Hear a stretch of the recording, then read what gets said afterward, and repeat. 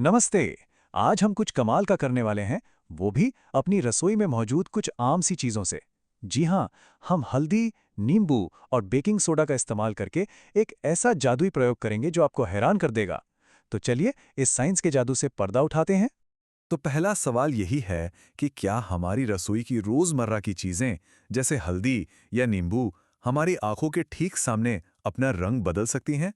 सुनने में थोड़ा अजीब लगता है ना? चलिए आज इस पहेली को मिलकर सुलझाते हैं। तो सबसे पहले हम हल्दी के साथ एक बहुत ही आसान लेकिन काफी दिलचस्प एक्सपेरिमेंट करेंगे। ये बहुत ही सीधा साधा है, पर यही उस जादू की नींव रखेगा जिसे हम आज समझने वाले हैं। तो करना क्या है, बहुत आसान है। सबसे पहले थोड़ा पानी मिलाकर हल्दी का एक गाढ़ा सा पेस्ट बना लेते हैं। अब सोचिए, अगर इस पीले पेस्ट पर नींबू के रस की कुछ बूंदें डालें तो क्या होगा? देखिए, कुछ भी नहीं।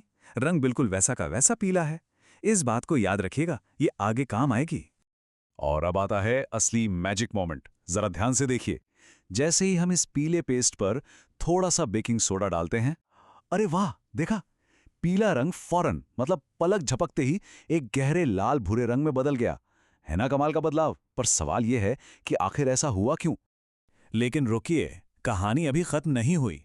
अब देखिए, अगर हम इस लाल भूरे पेस्ट पर वापस नींबू का रस डालते हैं तो ये फिर से अपने असली पीले रंग में लौट आता है। कमाल है, मतलब वो लाल रंग तो जैसे गायब ही हो गया। आखिर चल क्या रहा है यहाँ? तो इस रंग बदलने वाले जादू के पीछे का राज जानने के लिए हमें साइंस के दो बड़े खिलाड़ियों से मिलना होगा। एक है अम्ल और दूसरा है क्षार। असल में यही दोनों हमारे इस एक्सपेरिमेंट के असली हीरो हैं। तो पहला खिलाड़ी है अम्ल, यानी एसिड। हमारे एक्सपेरिमेंट में नींबू का रस यही था। और हमने क्या देखा? इसने हल्दी के पीले रंग पर कोई भी असर नहीं डाला, वो पीला का पीला ही रहा। और दूसरा खिलाड़ी है क्षार, यानी बेस। बेकिंग सोडा जो हमने इस्तेमाल किया वो एक क्षार है, और इसी ने हल्दी के साथ मिलकर वो जादू किया था और उसका रंग बदलकर लाल भूरा कर दिया। तो पॉइंट ये है कि हल्दी क्षार को देखते ही अपना रंग बदल लेती है। तो अब आप समझ गए होंगे, हमारे पास दो टीमें हैं। एक तरफ है टीम एसिड जिसमें है नींबू का रस, और दूसरी तरफ है टीम बेस जिसमें है बेकिंग सोडा। और ये दोनों एक दूसरे के बिल्कुल उल्टे हैं, इनकी प्रॉपर्टीज एकदम अलग हैं। तो अब सबसे बड़े सवाल पर आते हैं, वो लाल भूरा रंग गायब कैसे हो गया? इसका जवाब एक बहुत ही दिलचस्प साइंटिफिक प्रोसेस में छुपा है जिसे कहते हैं न्यूट्रलाइजेशन, या हिंदी में उदासीनीकरण। ये बहुत सिंपल है। सोचिए, जब एक एसिड और एक बेस मिलते हैं ना, तो वो एक दूसरे के असर को कह सकते हैं कि शांत कर देते हैं या पूरी तरह से खत्म कर देते हैं, एक दूसरे को न्यूट्रल कर देते हैं। हमारे एक्सपेरिमेंट में भी बिल्कुल यही हुआ।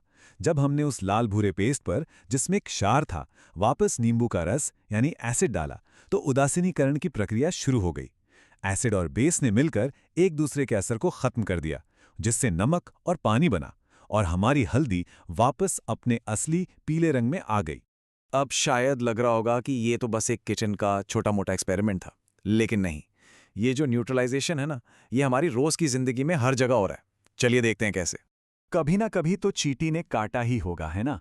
वो जो तेज जलन और दर्द महसूस होता है, वो क्यों होता है? वो इसलिए क्योंकि चींटी अपने डंक से हमारी स्किन में एक एसिड छोड़ती है, जिसका नाम है फॉर्मिक एसिड। तो अब जब पता चल गया है कि प्रॉब्लम एक एसिड की वजह से है, तो इसका इलाज क्या हो सकता है? जरा सोचिए, अभी हमने क्या सीखा? बिल्कुल, हम एक बेस का इस्तेमाल करेंगे। अगर उस जगह पे थोड़ा बेकिंग सोडा लगा लें, जो कि एक क्षार है, तो वो उस फॉर्मिक एसिड के असर को न्यूट्रलाइज कर देगा और जलन और दर्द में तुरंत आराम मिल जाएगा। देखिए कितना सिंपल सा साइंस है। और सिर्फ इतना ही नहीं, किसान भी इसका खूब इस्तेमाल करते हैं। कभी-कभी केमिकल फर्टिलाइजर के ज्यादा इस्तेमाल से खेतों की मिट्टी बहुत ज्यादा एसिडिक हो जाती है। तब किसान उसमें चूना मिलाते हैं, जो एक क्षार है। ये मिट्टी के एसिड को न्यूट्रलाइज कर देता है और मिट्टी फिर से खेती के लिए बढ़िया हो जाती है। तो देखिए, एसिड और बेस का ये खेल हमारे चारों तरफ लगातार चल रहा है, एक छोटी सी चींटी के डंक से लेके हमारे खेतों में उगने वाले खाने तक।